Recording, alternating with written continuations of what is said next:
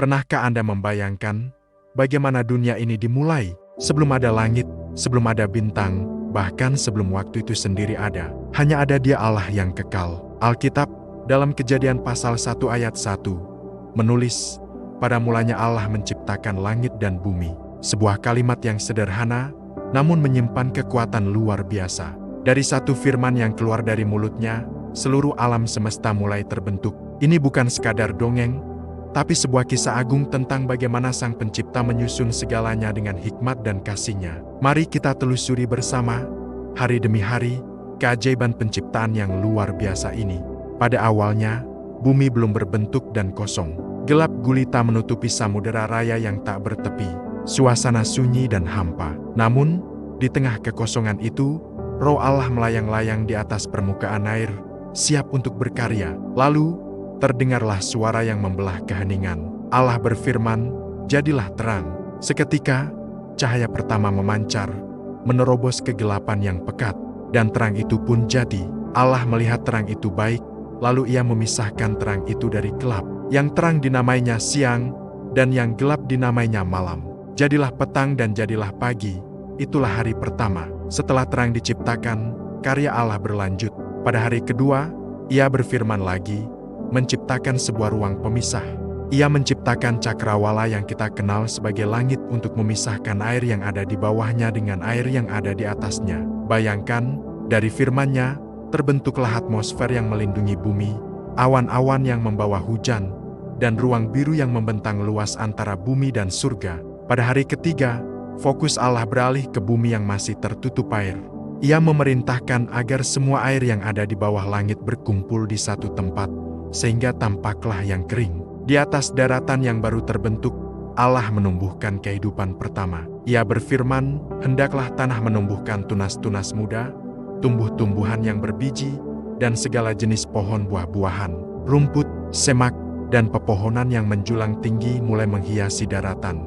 Memasuki hari keempat, langit yang megah kini mendapat hiasannya. Ia menciptakan matahari, sang penguasa siang yang perkasa, untuk menyinari bumi dengan kehangatan dan cahayanya. Lalu, untuk malam hari, Ia menciptakan bulan yang lembut cahayanya, serta miliaran bintang yang berkelip-kelip di angkasa. Allah menempatkan semuanya di langit untuk memisahkan siang dan malam, serta menjadi penunjuk bagi hari, musim, dan tahun. Sejak saat itulah, ritme waktu mulai berjalan. Siang berganti malam, musim silih berganti, semua berjalan dengan teratur sesuai kehendak Allah yang maha bijaksana.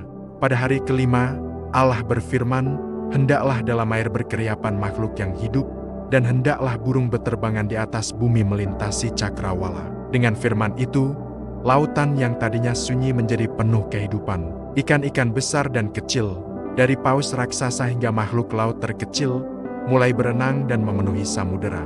Pada saat yang sama, langit pun menjadi ramai. Berbagai jenis burung dengan sayap yang indah mulai beterbangan, mengisi udara dengan nyanyian mereka. Allah memberkati mereka semua, seraya berfirman, "Beranak cuculah dan bertambah banyaklah, penuhilah air dalam laut, dan hendaklah burung-burung di bumi bertambah banyak." Lautan bergemuruh dengan kehidupan, dan langit dipenuhi melodi alam yang merdu.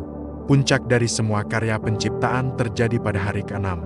Allah menciptakan segala jenis binatang yang hidup di darat. Ia menjadikan ternak yang jinak, binatang liar yang gagah di hutan, dan segala binatang melata yang merayap di tanah, masing-masing menurut jenisnya. Allah melihat bahwa semuanya itu baik. Namun, mahakaryanya belum selesai.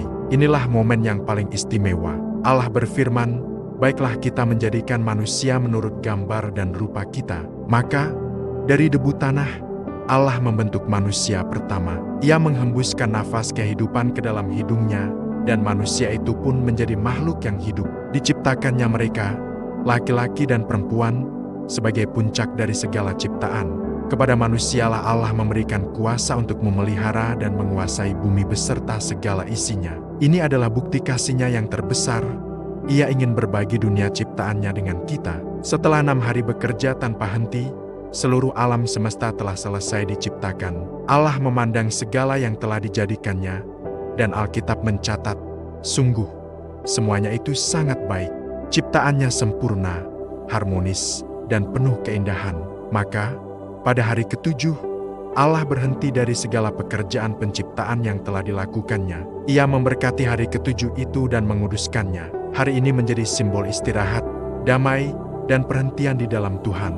Ini mengajarkan kita bahwa setelah bekerja, ada waktu untuk berhenti sejenak, menikmati hasil karya, dan bersyukur kepada Sang Pencipta atas segala berkat-Nya. Ini adalah kisah tentang kasih, hikmat, dan kuasa Allah yang tak terbatas, yang menata segalanya dengan begitu detail dan sempurna.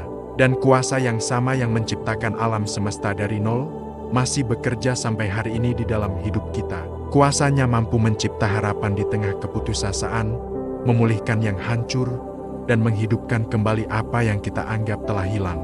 Seperti yang dikatakan dalam Mazmur 19, langit menceritakan kemuliaan Allah, dan cakrawala memberitakan pekerjaan tangan-Nya. Lihatlah sekelilingmu, dan engkau akan menemukan jejak tangan-Nya di mana-mana. Terima kasih sudah menyimak. Jangan lupa untuk like, share, dan subscribe agar kita bisa terus merenungkan kebesaran Tuhan bersama-sama.